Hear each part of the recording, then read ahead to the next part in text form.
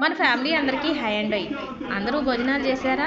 ఈరోజు ఏమేమి కూరలు చేసుకున్నారో కామెంట్ చేయండి. నేనేం చేశానో చూపిస్తాను. ముందైతే అన్నం అండి, వేడి వేడి అన్నం, అలాగే బంగాళదుంప కూర.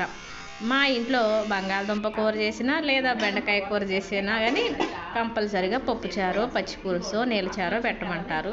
ఇక బంగాళదుంప కూర కాబట్టి పచ్చిపులుసు చేశానండి. కానీ ఈ పచ్చిపులుసు చేయటానికి నాకు తలప్రాణం తోక్కొచ్చింది. అది ఏంటో మరో వీడియోలో చూపిస్తా. దీనికోసం నేను ఎంత ఇబ్బంది పడ్డానో మరో వీడియోలో చూపిస్తా.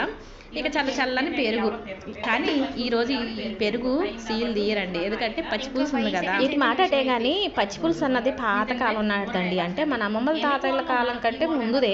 అయినా కానీ ఈ పచ్చిపులుసు అన్నది బోరు కొట్టదు, కమ్మంగా తినొచ్చు. మరి ఈ పచ్చిపులుసు చేసే విధానం, ఈ పచ్చిపులుసు కోసం నేను పండు పడ్డ తిప్పలు మరో వీడియోలో చూపిస్తానే. వీడియో నచ్చితే లైక్ కొట్టండి అబ్బా.